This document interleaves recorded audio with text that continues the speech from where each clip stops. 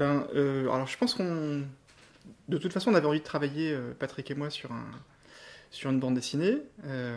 Et donc on cherchait un scénario, on cherchait une histoire.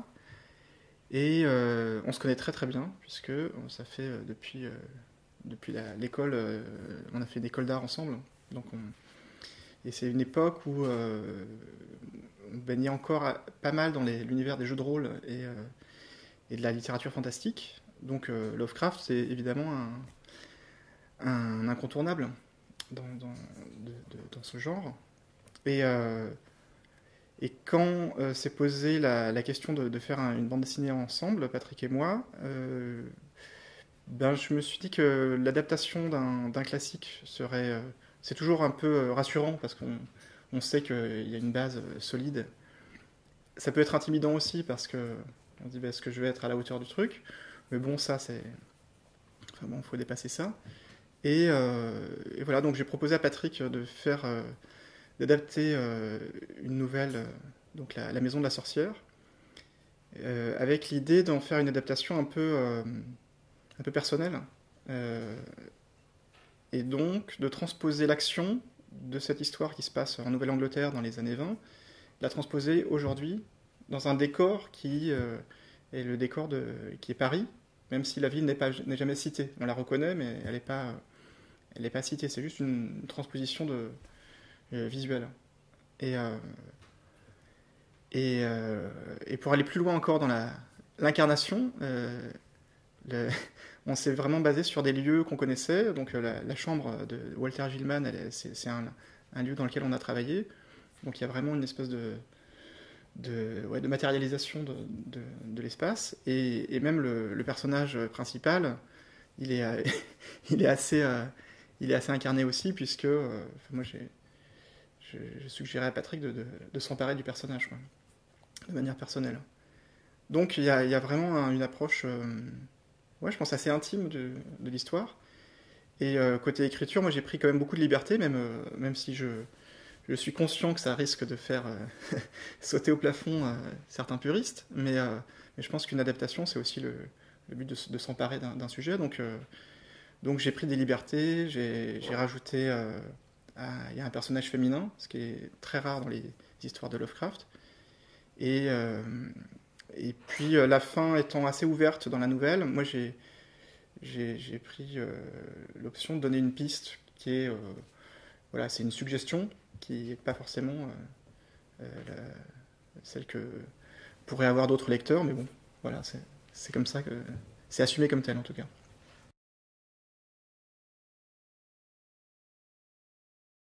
Ce qui est compliqué avec Lovecraft, c'est que l'ambiance, évidemment, est primordiale, mais elle tient beaucoup à la langue, à la manière dont il exprime, dont il fait... euh, il développe. Il y a beaucoup de passages, c'est très introspectif comme histoire. Alors par exemple, et aussi dans les libertés qu'on a prises, c'est que le personnage dans le livre s'exprime... Enfin, le récit est à la troisième personne, et dans la bande dessinée, le personnage s'exprime à la première personne. Donc c'est encore plus intime, puisque, donc pour rappel, c'est l'histoire de quelqu'un qui bascule dans la folie sous l'influence du fantôme d'une sorcière qui aurait habité dans la chambre dans laquelle il loge. Mais on ne sait jamais si le personnage est dans un délire et il vire psychotique, ou s'il il est réellement hanté par ce personnage de la sorcière. Et donc c'est ça que tout le sel de l'histoire, c'est ça, c'est qu'on ne sait pas vraiment si c'est lui qui délire ou pas. Et donc le fait de l'écrire à la première personne, je trouvais que c'était encore plus... ça a créé un malaise encore plus important. Parce que, évidemment, quand on lit Lovecraft, les images, elles viennent d'elles-mêmes. En plus, c'est une littérature très évocatrice. Alors que là, Patrick propose des images. Donc il y a toujours un risque de réduire ce que propose Lovecraft. Mais nous, on contourne ça avec... d'abord, les images sont toujours un peu en décalage avec le texte. Et le texte, moi, j'ai fait vraiment beaucoup d'efforts pour le ramener. Il est très présent dans l'histoire. C'est-à-dire qu'il y a beaucoup de textes narratifs. Et j'ai vraiment insisté pour rajouter beaucoup de descriptifs, alors que le dessin, a priori, se suffit à lui-même. Mais parce qu'il y a cette langue qui est qui, à mon avis, crée des images. Et ce qui est intéressant, c'est bien sûr l'ellipse, quoi. C'est tout ce qui n'est pas dans les images que propose Patrick, qui va être enrichi par le texte.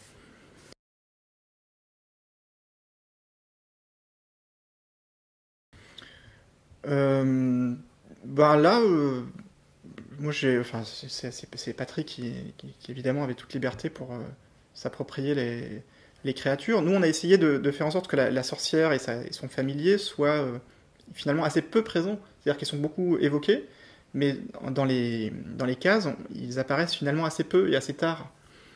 C'était pas le but de faire une histoire euh, où le spectaculaire prendrait le pas sur l'imaginaire. Et c'est ça c'est le dosage qui est difficile. Si on balance tout de suite des images très terrifiantes, on prend le risque de casser un peu la montée en puissance du malaise. Mais c'est pas, parmi les nouvelles de Lovecraft, c'est pas la plus horrifique. Elle est vraiment beaucoup plus psychologique. Et, euh, et mais c'est surtout, je trouvais que la grosse difficulté sur un récit comme celui-ci, c'était le moment où le personnage principal bascule dans le monde des rêves, dans la quatrième dimension. Donc Lovecraft, il y a de nombreuses séquences oniriques, et ça, il n'y a rien de plus difficile que de dessiner des rêves. Et en général, c'est toujours assez décevant au cinéma ou en bande dessinée quand on essaye de mettre des images sur quelque chose d'onirique, parce que ça peut virer assez vite au guignol ou au cheap, ouais, un truc un peu kitsch.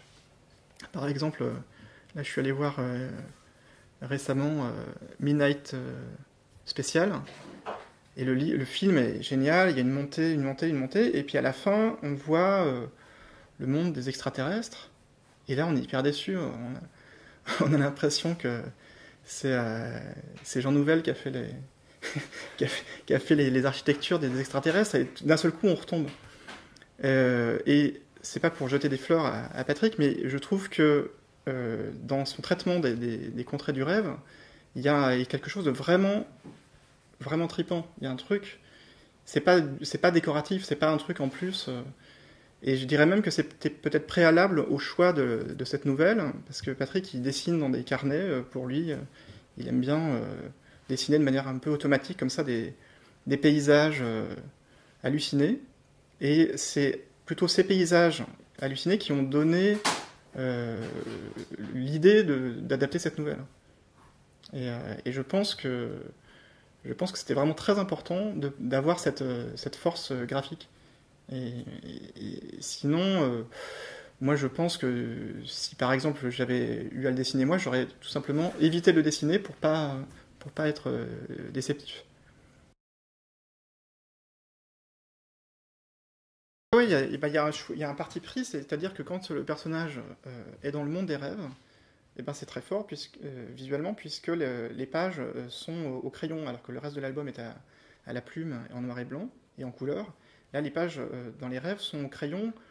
L'idée, c'était un peu comme si, enfin c'est ce qui est suggéré, c'est comme si le personnage, euh, comme si c'était dessiné d'après nature, pratiquement. C'est-à-dire qu'il y a un effet carnet, puisque les pages sont dessinées dans des carnets, comme si le personnage avait pu dessiner ce qu'il voyait in situ, dans les contrées du rêve. Donc il y a quelques moments comme ça qui scandent l'album où on change de registre graphique, vraiment, et où le texte vient vraiment en retrait pour suggérer ça.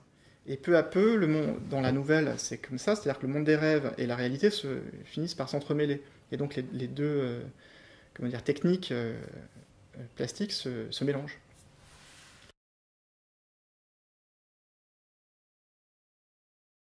Non, on a été, je pense, Patrick et moi, évidemment très admiratifs du travail de Corben, hein, qui a beaucoup travaillé sur Lovecraft. Mais on n'a pas, enfin moi j'ai pas rouvert les albums pour l'occasion, et justement en transposant encore une fois l'action aujourd'hui dans un décor complètement différent du décor habituel, de toute façon il y avait une espèce voilà, de pari qui faisait qu'on était on n'était pas il y avait un parti pris très fort de toute façon. Moi je je suis assez détendu par rapport à ça, parce que effectivement Lovecraft a été beaucoup adapté, donc pourquoi pas une adaptation de plus. C'est pas, j'ai pas l'impression de m'attaquer aux tables de la loi pour autant. Même si j'ai évidemment un grand respect pour Lovecraft, mais pour moi c'est comme adapter Jules Verne ou adapter Jules Verne par exemple a été adapté des tonnes et des tonnes de fois au cinéma, en bande dessinée. Les gens sont relativement décomplexés par rapport à ça. Et c'est vrai que Lovecraft, il y a peut-être encore un truc plus de puristes et de fans aujourd'hui. Ouais.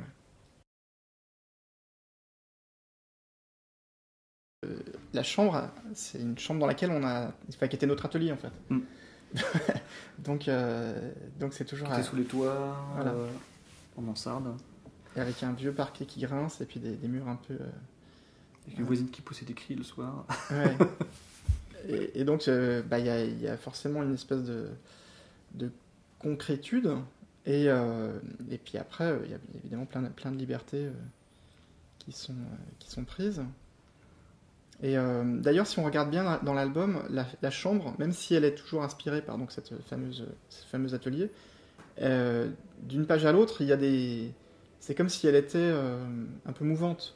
Et ça, c'est complètement assumé aussi. C'est le fait que des fois, il y a une porte à un tel endroit, on ne va pas la retrouver 3 pages plus loin. Puisque comme on est dans cette espèce de délire où le personnage, il ne sait plus trop... en fait, c'est un album, c'est une histoire qui parle beaucoup de la perte de repères. Et donc là, typiquement dans une planche comme celle-là, c'est l'idée, c'était vraiment de montrer le moment où le personnage est en train de perdre pied. Ouais. La perspective change, il ne sait plus trop où est le haut, le bas. Puis une verticalité aussi.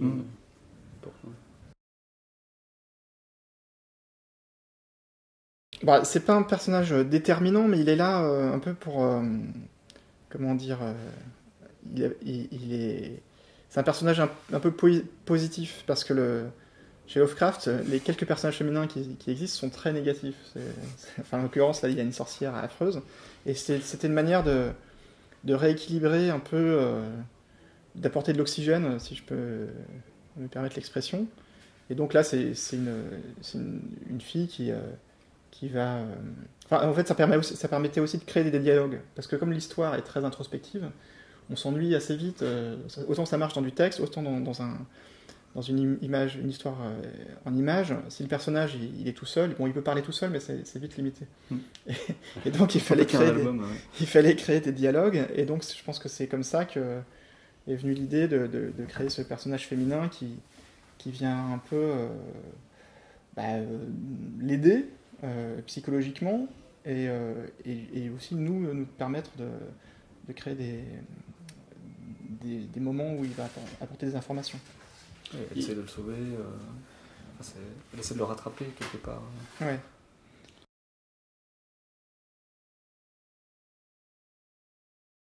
Ouais, il y a une évolution du personnage et aussi même de la composition des cases. C'est-à-dire qu'au début, c'est des constructions de pages très organisées, assez rigides, avec un gaufrier, et peu à peu, tout ça vole en éclats et commence à bouger dans tous les sens. Sont plus mouvants, ça s'emboîte un peu différemment.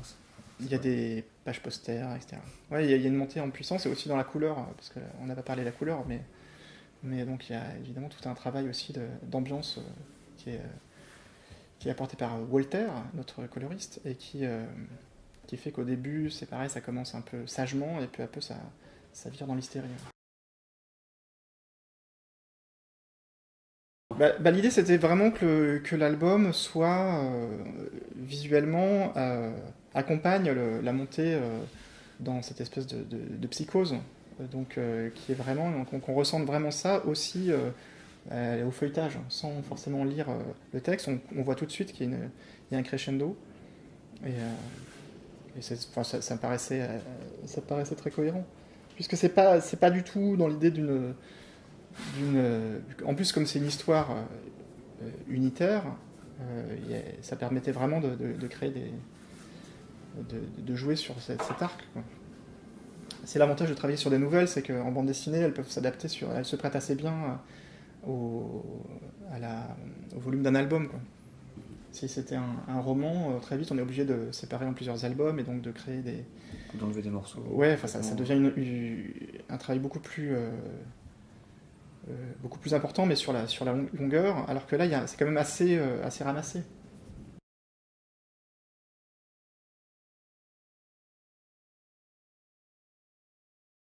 Mais c'est pas facile de trouver le bon équilibre, parce que il faut pas que ce soit non plus...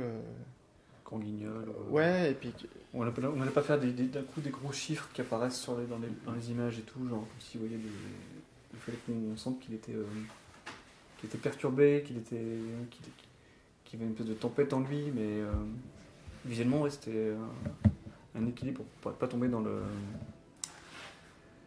ridicule, quoi. Parce qu'il semble, dans le roman, enfin dans la nouvelle, possédé par toute cette matière scientifique et qu'il ingurgite et qu'il retranscrit à ses camarades de classe, etc., à ses professeurs. Donc c'était aussi un peu tombé dans la folie jusqu'au bout, en fait. Oui, obsessionnel. Ouais. Et d'ailleurs, le quartier qu'on a choisi pour situer l'action est le quartier des facs. Donc c'est ça ça a aussi du sens. Enfin, tout est évidemment pas laissé au hasard. Il y a tout cet univers-là d'histoire d'université.